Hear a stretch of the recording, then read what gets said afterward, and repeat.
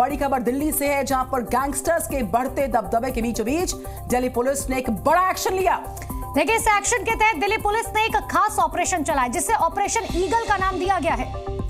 यहाँ पर दिल्ली पुलिस ने 18 बदमाशों को पकड़ा। इस ऑपरेशन ईगल के तहत अवैध हथियारों की सप्लाई के सबसे बड़े सिंडिकेट का भंडाफोड़, जिसमें जो जानकारी सामने आई है 18 बदमाश तो गिरफ्तार हुए साथ ही साथ जो पूरा सिंडिकेट था सबसे बड़ा हथियारों की सप्लाई का, उसका भी खुलासा हुआ है।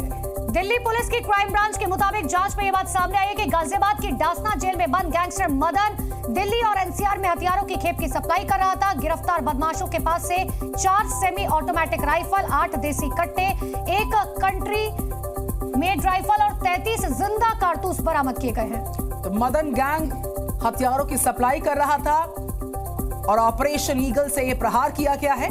अवैध हथियार के 18 सप्लायर्स की गिरफ्तारी, एक बड़ा एक्शन जो कि पुलिस का यहां पर सामने आया है। 4 पिस्टल्स की इनसे बरामद की हुई है, भारी मात्रा में हथियारों की बरामद की हुई है। 33 जिंदा कारतूस मिले हैं, एक कंट्री मेड जो पिस्टल है, जो राइफल है वो बरामद, 8 देसी कट्टे और 4 सेमी ऑटोमेटिक राइफल्स की बरामद की हुई है। 18 सप्लायर्स की गिरफ्तारी पर यह बड़ा एक्शन दिल्ली पुलिस का। आपको ये बता भी रहे कि आखिर ऑपरेशन ईगल क्या है। देखिए, हथियार सप्लाई करने वालों के खिलाफ सख्त एक्शन लिया जा रहा है। बड़े अपराध सिंडिकेट का यहाँ पर भंडाफोड़ किया गया है। तो ये बड़ा सिंडिकेट था अपराधों की सप्लाई करने का।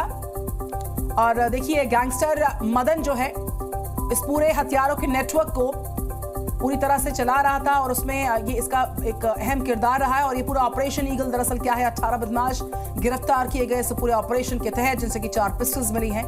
और राजू राज इस खबर पर हमारे साथ है।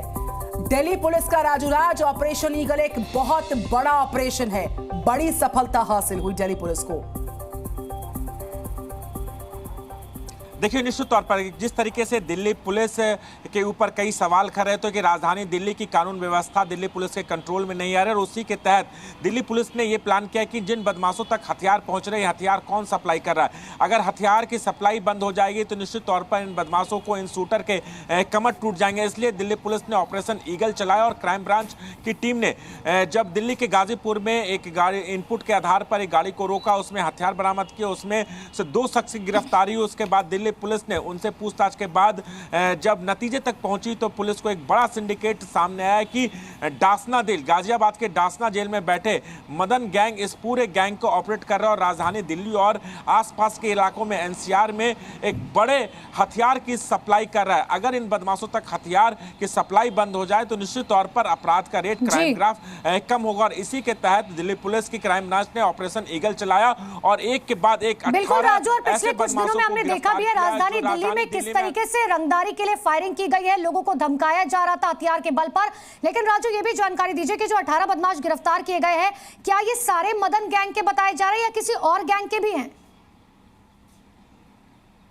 देखिए, ये सारे जो हथियार सप्लायर हैं, यानी मदन गैंग के जरिए इनके पास हथियार पहुंचाते थे। उसके बाद ये लोग दिल्ली के वैसे गैंगस्टरों तक, उनके गुर्गों तक हथियार सप्लाई करते थे जो जेल में बैठकर अपने गैंग को चला रहे थे, चाहे वो लॉरेंस बिश्नोई गैंग हो या फिर कौशल गैंग या फिर नीरज बबाना गैंग। इस गैंग के सूत्रों तक ये हथियार सप्लाई का काम करते थे। यानी इस बदमाशों और गैंग सप्लाई के बीच में ये 18 लोग चैन की भूमिका निभाते थे। पैसे को लेकर ये हथियार सप्लाई करते थे, उसके बाद दिल्ली में आपराधिक घटनाएं बढ़ जा रही थी। तो दिल्ली पुलिस का एक मकसद था कि अगर इस हथियार की सप्लाई पर अगर रोक ली जाए तो निश्चित तौर पर क्राइम अपराध में कम होगा। बिल्कुल राजू राज, बहुत बहुत धन्यवाद आपका तमाम जानकारी देने के लिए। जी न्यूज़।